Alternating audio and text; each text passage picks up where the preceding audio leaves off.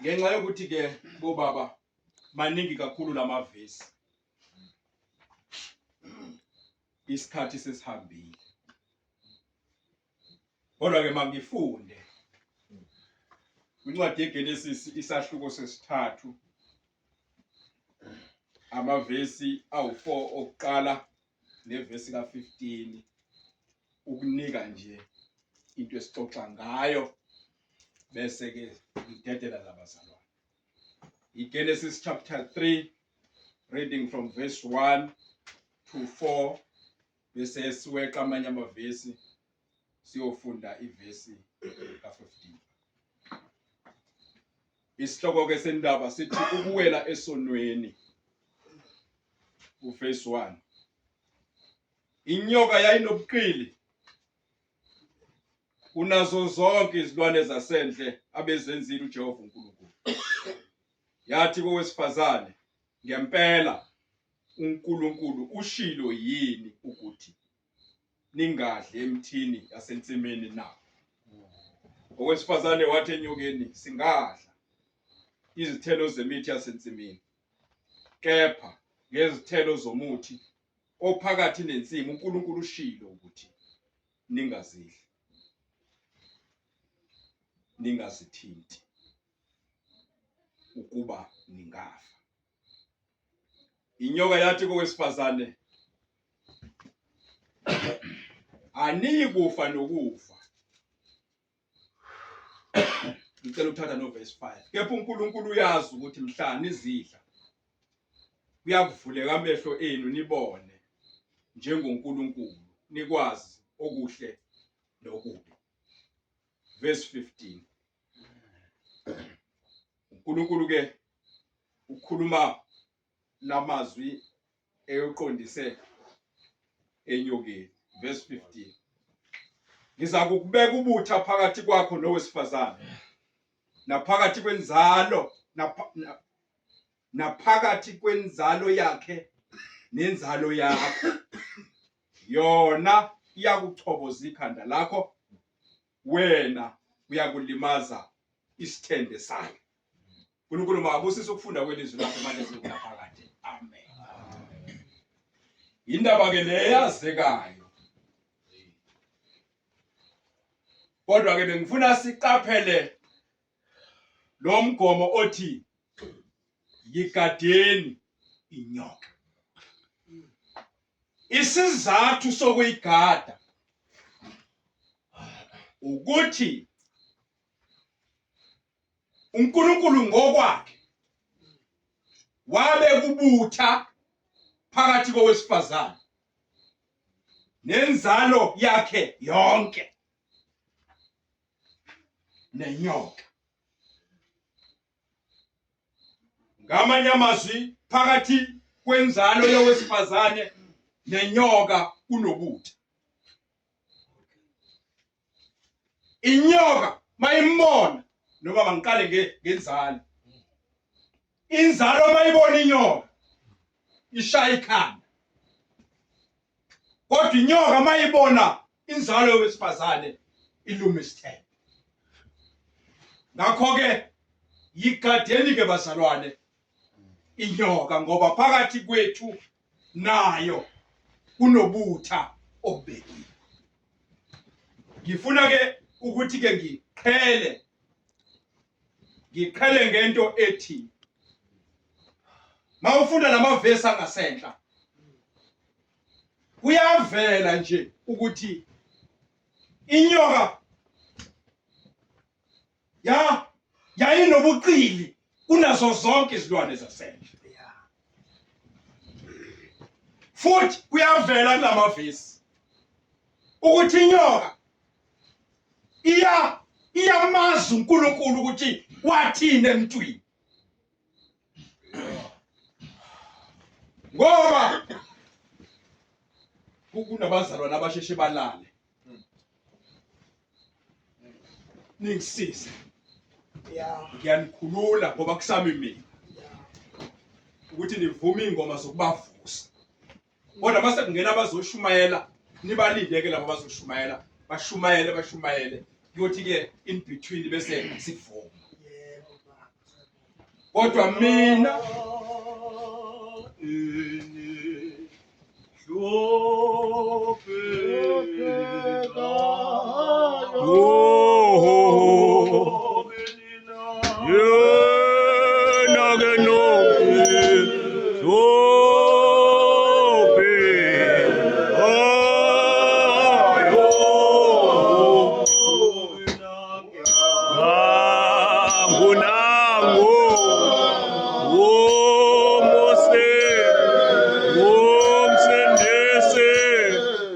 uhamba nje kanjalo ke owabuze omagaya laba basheshe ukulala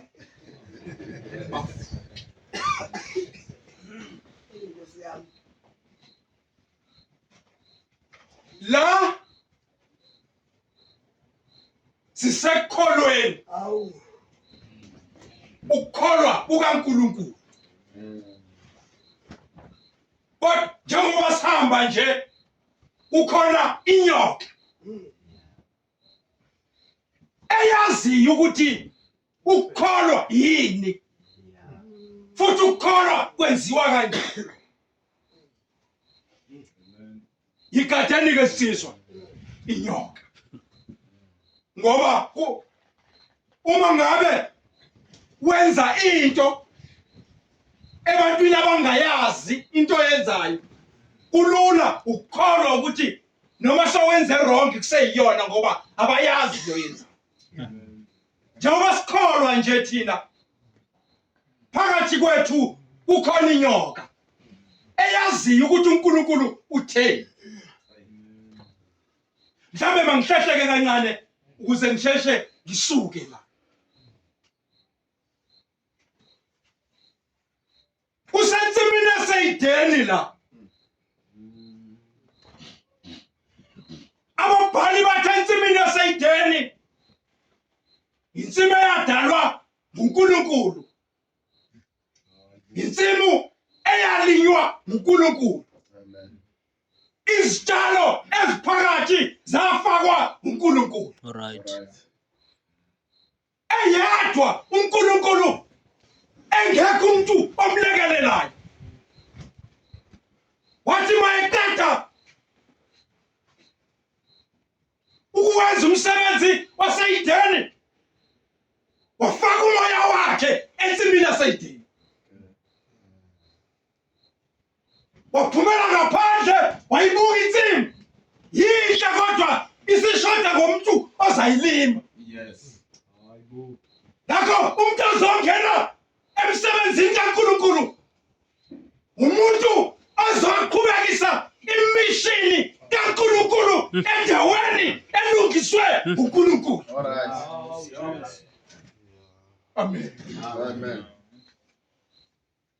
Bathi ababhali wathi mayisenze njalo lithi ilizwi lenkosi ihle ikhephuzela izitshalo zakhona kodwa wayengekho umuntu wokuyigada. Kwafuneka umuntu nje ozogada into kaNkulunkulu. Wasephuma kuNkulunkulu eyakwenza umuntu ozozokwenza umsebenzi wakhe. Alright. Bathi ababhali ke ngiyashesha bobaba. Bathi ababhali ke wamenza ke umuntu wakhe. Nansi into ngifuna siyiqaphele. Akazalwanga. Okay. Kodwa wakhiwa. Yeah. Ngamanye amazwi impilo nje ina-step ekufanele uzihambe. Kodwa lo asimuzwa esesiswini. Okay. Asimuzwa Cool. ekhula. Hey. Simthola nje esaphelele. Ejomba isitepu samthola nje esaphelele. Yeah. Ephelele njalo wanikwa i-assignment enkulu edinga umuntu oqeqeshekile. Alright. Hayibo. Wafakwa kanjalo ke bazalwane. Ngifuna ukuphuthuma. Bese sensimini ke wanikezwa kumsebenzi ke. yena yedwa ngenhlanhla noma ngomusa kaNkulunkulu loyo muntu wayobulilo omfana nobethu lo wanikezwa ama instruction ensini wanikwa eyedwa. All right. Kuzofika ofikayo kodwa yena unikwe eyedwa. Futhi ama instruction uwanikwa umnikazi wendawo akuyona. Uyena ke usezanikeza abazongena emva kwakhe kodwa yena ama instructions asensimini wanikezwe uNkulunkulu. Yeah. Ngifuna ke ujike kanjani ubheke obakho ubulili ubheke ukuthi akufani nalobu esizwa ngabo buka-Adam. Makufana usho ukuthi une assignment ebekwe kuwe ibekwa uNkulunkulu. Amen.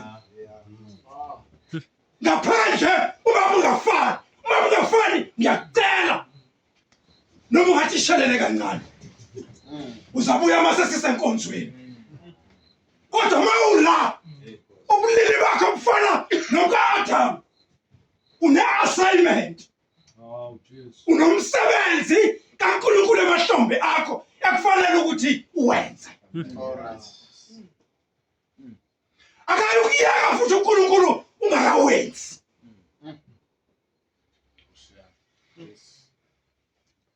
Uyigadi ingozi yokuba nomsebenzi ekufanele uwenze ungawenzi uzufe ngoba uNkulunkulu uyabuya. uJesu uzobuya manje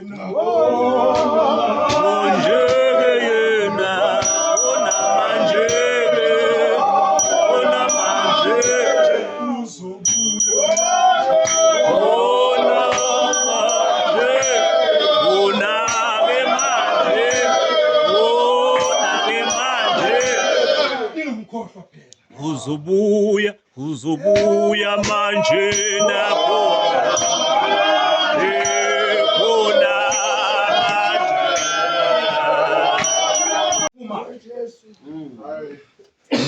zikhona izinto esasingekho isidingo sokuthi zenziwe khona Yeah.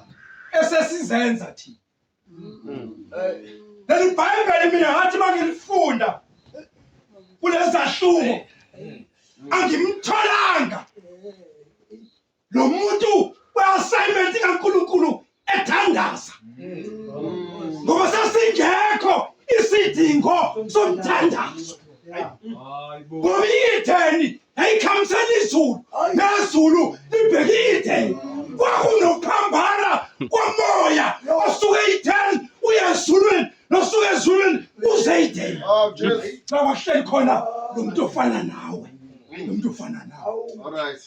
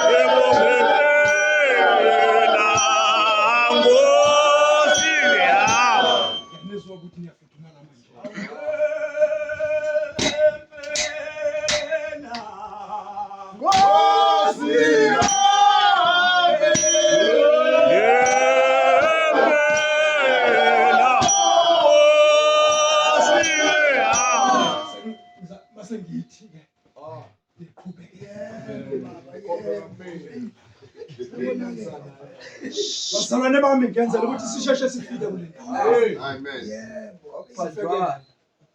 Sisheshe sifike kule ndawo. Amen. iBhayibheli ke liyasivezela ukuthi ngenxa yalobudlelwane bezulu neEdeni All right.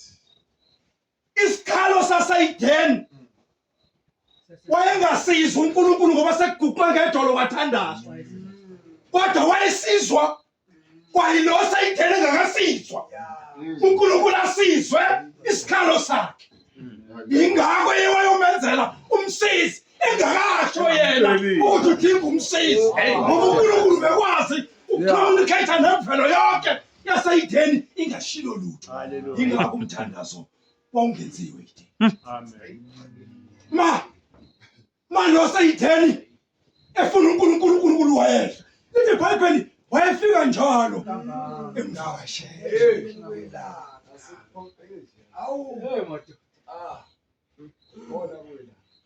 Ufunike ukuphuthuma ke kule manje kunamanje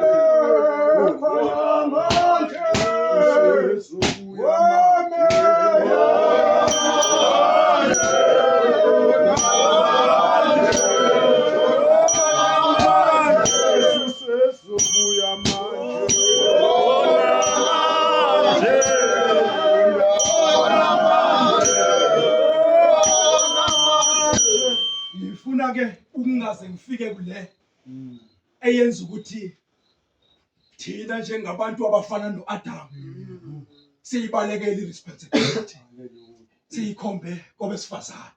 Alright. Ngifuna ukuma kuleyo ukuthi kodwa watshelwa ukuthi kuphilwa kanjani eideni lofana nathi. Jesu. Ngenxa yokuthi yonke lento ngesikhathi yenzeka inyoka ayijabulile yayizwe conversation kaNkulunkulu noAdam washo ukuthi akulula ukuyongena phakathi kwe-conversation esuka kuNkulunkulu yezemntwini. Alright. Yingakho ingeyanga uAdam Yeah. ngoba uAdam Utsheli. umyalelo wayewuthole umnikazi wemiyalelo yasijika inyoka ilalela i-conversation phakathi komuntu nomuntu. Alright. Yabona ukuthi mangaqala nje indaba la ngihlebele wena baba uyihlebele wena baba kanjalo ingathi ifika la ingabe ngaseyona le. Amen.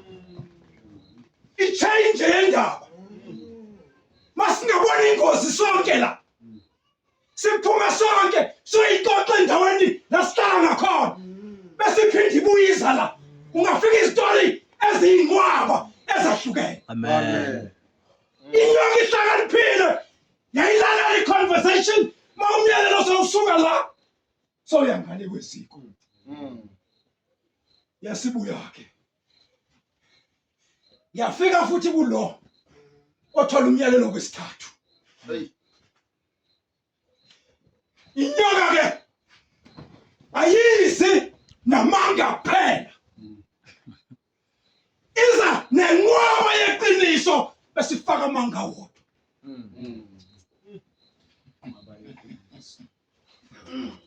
Inyoka nje mayidukisa ayifiki ikutshela amanga wodwa iqoqa lonke iqiniso besifaka amanga ezokuxabanisa noNkulunkulu. Mayifika ke kulo mama yathi usilo yini uNkulunkulu ukuthi ningahle into ayishilo vele wayifakaza umama impela ushilo ukuthi singahle iqiniso le sushilo ushilo ikatheni Katini nyoka. waqhubeka umama walixoxa iqiniso elishiwo uNkulunkulu elizwe ngomyeni wakhe kwathi uthe kunomuntu laphaya wona-ke singawudli Awu Jesu. ngoba masewudlile sizawufa nokufa. Kusaqhubeka nje iqiniso lonke yaqala inyoka yangena endabeni.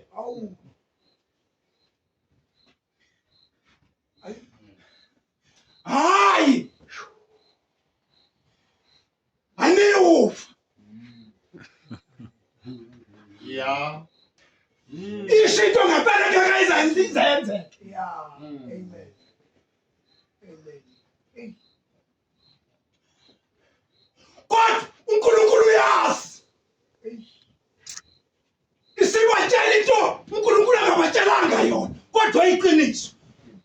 nonke nahla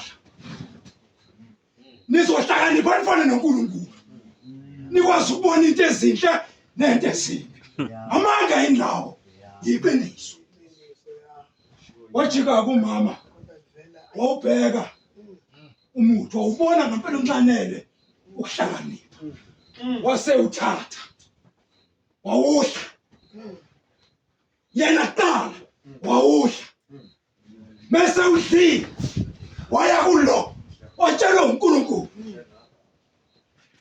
futhi ngoba uyazazi uEfa ukuthi ungumsizi wendoda asekwenzile njengomsizi nendoda kufanele ikwenze Hawu. Ajika ke le ndaba. ya ukuba nishuthi ikhona into ebengizake ngiyibuze kodwa kulungile kube kanibasana kube nishuthi bengiza besake sibuze obaba laba baganile kodwa ke kulungile Hey baba,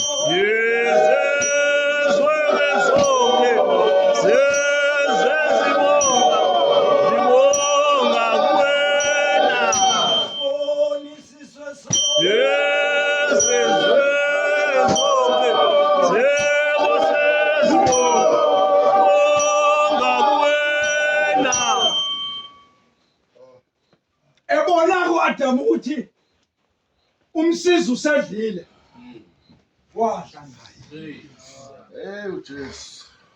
umsebenzi wenyoka nje la kwakuzothatha isidalo sikaNkulunkulu nomnikazi angazi noma wake wambona yini umuntu oxabene nomnikazi wakhe inyoka yayiwazi amandla ekuxabaniseni isidalo sikaNkulunkulu noNkulunkulu ongumdali yathi mayibenze bawushiya umyalelo kaNkulunkulu balandela lowayo yasiyahamba inyoka Amen. Sewu. ayihlali nawe ibona ama-result esime kufake kuso wangena iyavalelisa Ya. mayisihambile kwabiza ukuthi umnikazi walabantu akabuye sekubona ngoba emvana kokuthi bedlile asanguluka amehlo waqala uAdamu wabona ukuthi hawu kanti nomama baqala bakhake amacebo asemhlabeni okufihla ihlazo langaphandle kanti langaphakathi liyaziwa ngoba nanso enye inkinga esinayo sifihla ihlazo langaphandle kanti langaphakathi liyaziwa inyoka nje ifuna ukuthi kube nehlazo phakathi kwakho noNkulunkulu ayinandaba ukuthi leli hlazo abantu bayalibona noma baliboni malibona uNkulunkulu kwanele ingakho lesizwa eyathathwa kubo yadayiswa yathi mayibanjwa unkosikazi wenkosi yahamba ngehlazo elibonwa abantu kodwa ifihla ihlazo elikabalisa nosiyama hlobo sami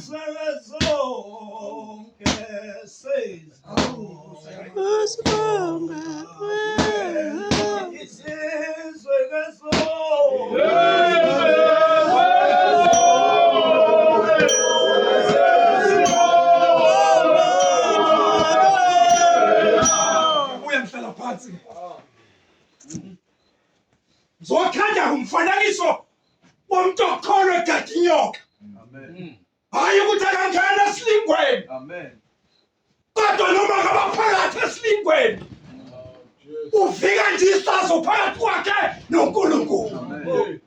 uJosepha wadala wagijima nobuze bakhe wahlangwa yizwe wavunywa izulu. Abantu abagada inyoka banjalo. Hayi lento yethu yokuhamba ngathi amen. Sayishima baba.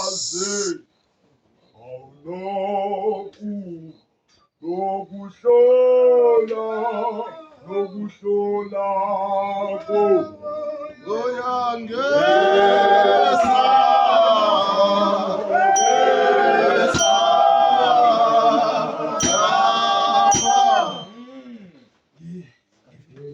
Ngivumeleni ke sizwe ngisheshe kuhlale.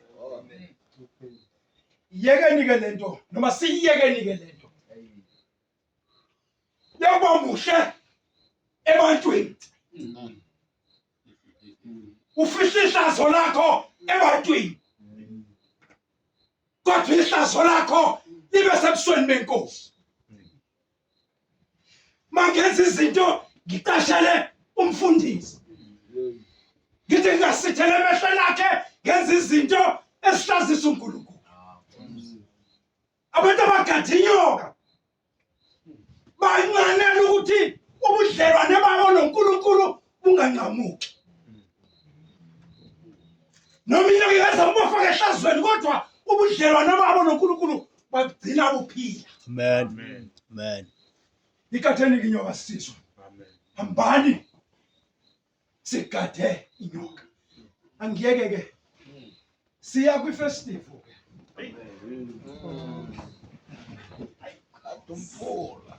Siya kwi-festival sisizwe. Sizodansa bishi. Ziningi futhi nendawo zobumnandi esikhona. Usathane uyakwazi ukuthi noma ungashumayela kangakanani uthule kube manzi. Amen. Akangeni usashumayela. Ukulanda ubuyele engqondweni zakho abese fike kukhumbuza ukuthi usakhumbula yini lapha.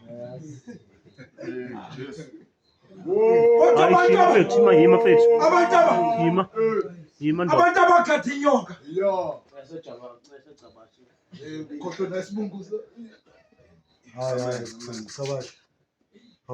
Uzafuna siyilungiseke le. Mhlambe angivele ngilungise manje. Amen. Angivele ngilungise manje. Ungaphinde kwenzeke lo. Please. Sisenkonzweni la yenze iso. Siyavitorize athi abantu abakhulayo. Ngifuna ukuthi ke sisizwe njengoba uDisemba usondele. Amen. Asambeni sinomyalo ukuthi noma singasawabona amaBhayibheli nezinto zamasonto zivaliwe kodwa sinomsebenzi wokugada inyoka. Inyoka efuna ukusixabanisa noNkulunkulu. So ngifuna nje ukuthi sihambe nalowo myalelo. Ngicela ke ukugcina ngento ethi uyabona inyoka noma ngixoxe le ndaba ke uPauli sengiyahlala phansi. uPauli ehamba namadoda uthi umbhali bahamba ibanga elide baze bayogudla umfula. Abantu ke abawaziyo umoya wasemfuleni bayazi ukuthi ulethana. Zakodola insizwa. Zathi masikodola kwabaswa umlilo. Amen. uPaul ehamba nensizwa. Wasibona ukuthi ziyagodola. Ngoba babuzuma bawuhamba nebandla. Fanele ulubone ibandla masaligodola. Bese wenza amaqhinga ukuthi ibandla aligodoli ukhona wena umnikazi we-assignment. Ngoba mjolozi Hayi. Unomndeni nonkosikazi nengane. Una-assignment yokubona ukuthi umndeni uyagodola. Hey Nkosi. Akungaze kusho umama ukuthi siyagodola. Hayibo. Indoda ne-assignment. Hayibo. Ngiyakuzwa. Agodola amabandla. Bekhona abaphathi. Balibele nje ukuthi mabeqhamuka ibandla lisuku. Hey Nkosi. Basukumisa ngisho segodola. Abakwazi ukubona ukuthi ibandla Liyagodola. babase uzibandla lifuthuma. Hey. Hayi. Ngiyazeli ngisho. Amen. Hayi. Futhi mina la ngazi kahle ukuthi lo mbutho noma angihambi nabefundisi kuphela kodwa ngihamba nabantu abane-responsibility enkulu kabi emabandleni. Hey Nkosi. I-responsibility yalabazalwane iyalingana, ifuna ukulingana neyenu bafundisi. So uma ngikhuluma nani ngikhuluma nabo, ngikhuluma nami uthi njengoba ula awungagodola umndeni wakho ukhona wena. Abanye basebenza ukuphambene kuba uyena ofaka amakhaza ekhaya. Ngisho uma bethi uyawuqoqa umndeni yena abuye namakhaza awafake ekhaya. Asalweni baba.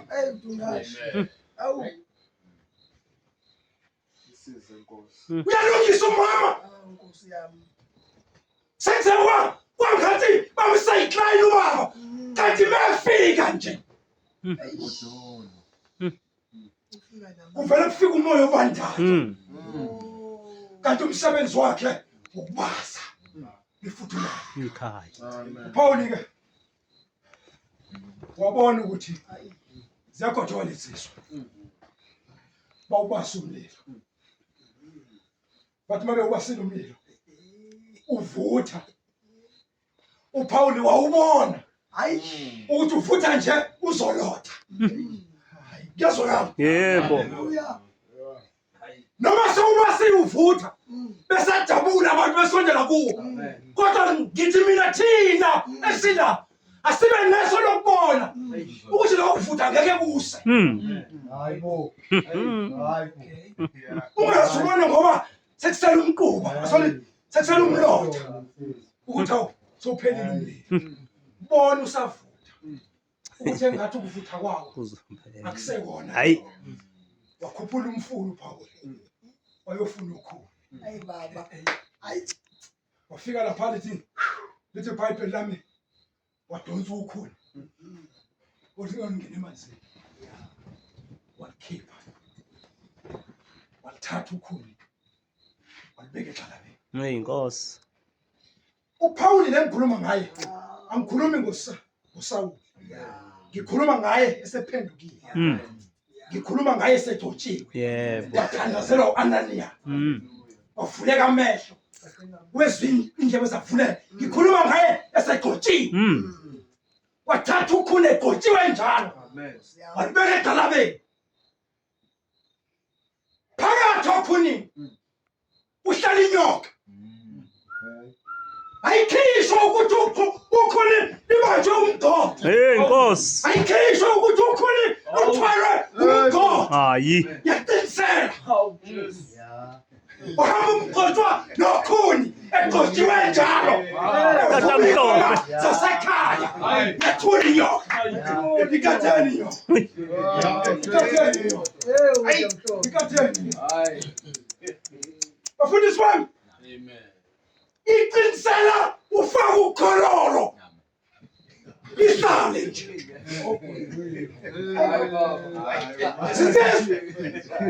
Ukhethelwe isikhundla esiphezulu. Kuthi ungumphathi wabantu abasha. Ayithuswa isikhundla sakho. Iyahlala la. Umholi wethu asiwone kodwa eqhiqinga inyoka. Ikatheni inyoka. Ayikatheni. Awusiyabonga Jesu. Wahamba nayo ukukhuluma. Ngiyayeka ke sisizwe. Khuluma namhlanje. Ngiyayeka sisizwe. Hayi. Kodwa ikatheni. Ayiphathi. Nansi into yakhipha inyoka. Wathi mefika uPaul. walisusa ukhuni egxalabeni lomthotho Right. walithatha ukhuni walibeka emlilweni Hey. yathi inyoka mayizwa ukufudumala kokhuni ifudunyezwa umlilo yaphuma inyoka uNkulunkulu wethu ungumlilo Yebo. Hallelujah. Yebo.